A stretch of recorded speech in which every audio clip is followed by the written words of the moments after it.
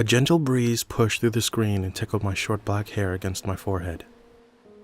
All the windows were open, but I knew I would have to close them soon. It seemed like a downpour would start momentarily. The waves pushed and crashed against the boats and docks just outside. I began to go around, closing the windows, not sure if there was any procedure I had to follow if it began to rain. I had only been working here at the marina for 3 days. My radio beeped and shook me from my tranced state. Sean, you there? I knew the rough voice anywhere. Yeah, Ron, what's up? Ron had never failed to surprise me. I knew just by his complexion when I saw him he was a veteran, but still, the stories he told me rattled me to the core. I'm coming in. It's about to rain. He grumbled in the usual gravelly voice. I chuckled to myself. It reminded me of Batman. All right, door's unlocked. I set the radio down and peered out the glass door leading onto the docks. There I saw Ron, slowly limping because of his bad knee. He had told me about the injury and said it was from a grenade, but refused to go into detail. I made him and myself a cup of coffee as the rain began to come down. We both sat and continued to look out the window, waiting for the workday to come to an end. Lately, storms had plagued this side of the bay, causing the tide to rise and bring floods. Looks like the marina's going under again, Ron said, breaking the silence as he glanced at the rising water. Hopefully not too much this time. I took a sip of the coffee. Last time it was up to our knees. Your knees. He corrected me and chuckled his raspy laugh. He had always enjoyed making fun of my under-average height. Hey, at least my eyes aren't as gray as my hair. I grinned and we both snickered. The tide slowly rose as the day went on. Ron had decided to cut his workday short since it was far too flooded to work on the boats. And I stayed, hoping at least one customer would show up since we also sold beer and cigarettes. For a long while I stared out the window before I noticed something on the other side of the boatyard. Past the bobbing ships, I saw a man. He was kneeling beside a dead bird. I gagged at the thought of how bad it must smell and why this man was even near it. Slowly he reached down and picked it up by the legs. Blood trickled down its neck and dripped to the ground. I stood and walked over to the window, staring at him, disgusted, but very curious.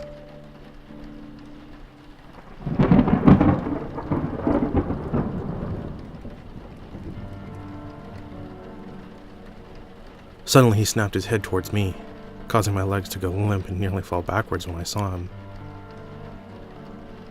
What I believed to be his face had no features. Any exposed skin seemed completely out of focus. His clothes, however, were clearly visible. The polo he wore was stained a sickly green color. The longer I looked at him, the more nauseous I felt. I forced myself to look away from the misty complexion. Slowly rubbing my eyes, I looked back up through the windows. Streams of rain snaked down the glass, but the man and bird were gone. Not a trace that I could see was left. An open field stood all around the area they had been. The only place he could have gone was the water, which seemed to have risen an unusual amount. I instantly called Ron in a panic. He answered, clearly annoyed by my phone call on his break. What do you want? He grumbled. I have no idea. I blurted without thinking. This guy, he picked up a dead bird and just ran away with it. Why is this a problem, Sean? There was a pause as I thought about it.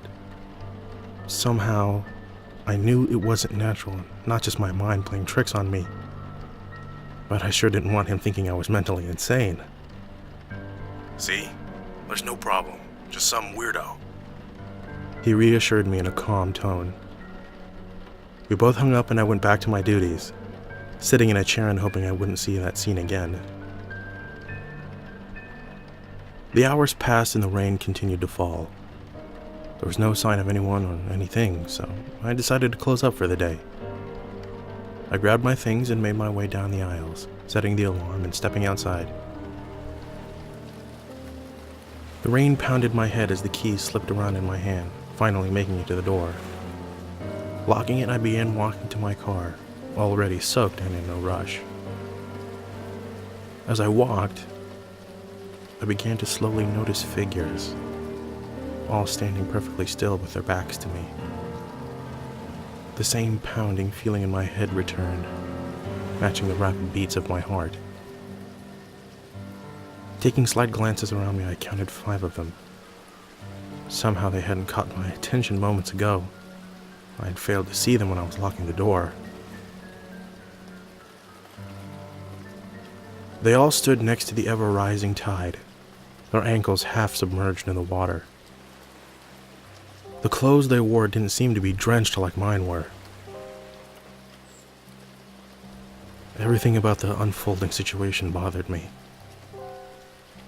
Before I knew it, I was in a full sprint across the parking lot. Water splashed my legs as I ran and clicked the button on my keychain, unlocking the doors to my car before I could grip the handle.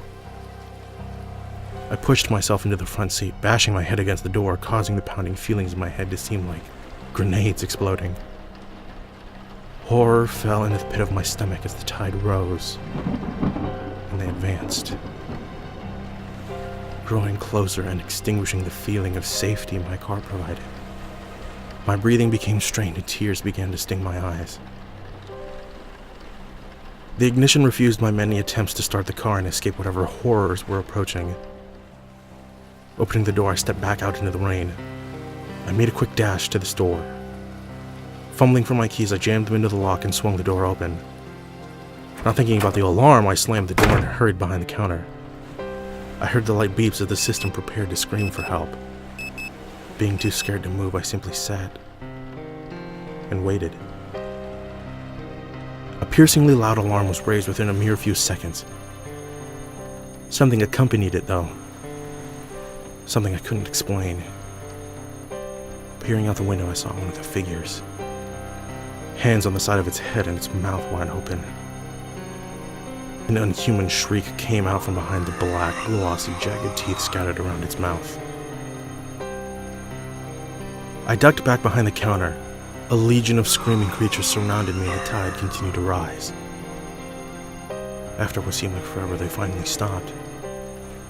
Slowly, I peeked out the window once again and saw the tide, rippling from raindrops, now even higher, but without the creature. 2 bright headlights approached the store and a truck came skidding to a stop. None other than Ron jumped out, shotgun in hand. "What did you do this time?" I heard him yell from outside. I pressed my fingers to my lips and hissed, "Get in here!" "I don't know what's going on, but if I came down here for nothing, I'll..." I could hear the air being forced from his lungs as his body lurched forward. The same out-of-focus creature from earlier standing behind him. Ron stumbled a few feet before regaining his balance and swinging around, his skin clearly becoming pale as he glared at the creature. Its hand flinched as if it were about to grab Ron. Without hesitation, he fired. Pellets speckled the green polo, but the creature didn't so much as move. The surface of its skin rippled and shimmered like water after being struck with a stone. "Run!" I screamed at him, but before the word could leave my mouth, he was already in a sprint towards me, his limp greatly hindering his speed. The shotgun clattered against the pavement and the creature began its pursuit. They got so close to the store I could hear the strained gasps as Ron tried to flee inside. Again, the creature lunged at him. This time, they both crashed to the ground and came skidding to a stop, inches in front of me. I grabbed his wrist and yanked him halfway through the door before a strong resistance came from the other side. A look of suppressed agony was painted across his face. The creature had grabbed him by his injured leg. A firm tug jostled one of his wrists free from my grasp.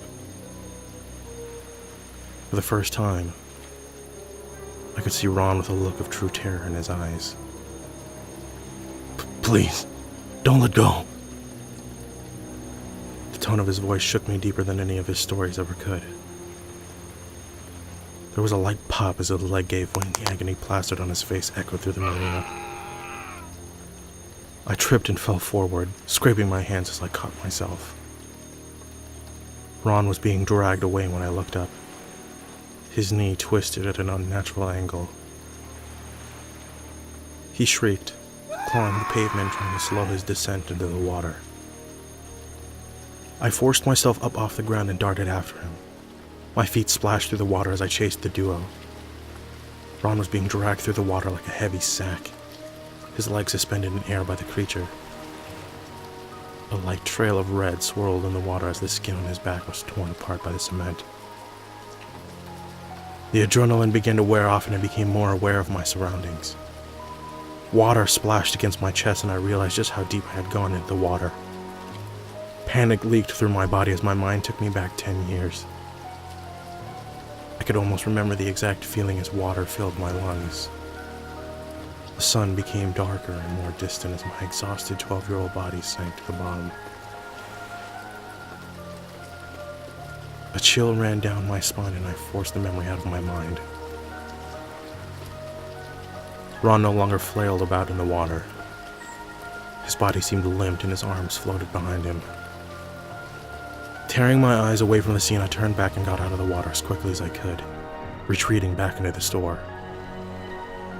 The alarm had become a simple background noise. I focused more on the threats that caused it to sound in the first place. Knowing they would converge on the store, I found a place to hide. 2 small cabinets in the furthest corner from the water seemed like my best option. I climbed in and waited. Seconds. Minutes. Hours passed by as I sat there. The rain had slowly stopped, and by what I could tell from the small crack in the door, nobody had come inside. My heart pounded like a drum as I pushed my way out of the hiding spot. The moon sliced through the dissipating clouds and reflected off the now calm water. Slowly, cautiously, I made my way down the seemingly endless aisle to the door. I could already tell that the tide had gone down drastically. The parking lot was as I had left it.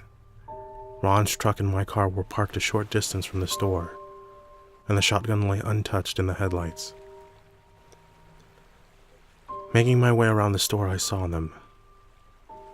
Hundreds of creatures making a hazy, unfocused wall along the tide. One by one, they melted back into the water, their clothes going under with them. A slight feeling of relief washed over me as they and the water fell back into its usual place, though the feeling was quickly overtaken by something stronger. Pure dread. Not over the fact that Ron was gone, not even over the fact that nobody would believe a single thing I said, but I knew I would see them again. I knew I would see Ron again. There was one thing, no matter how hard I tried, I knew I could never change. They came with the tide.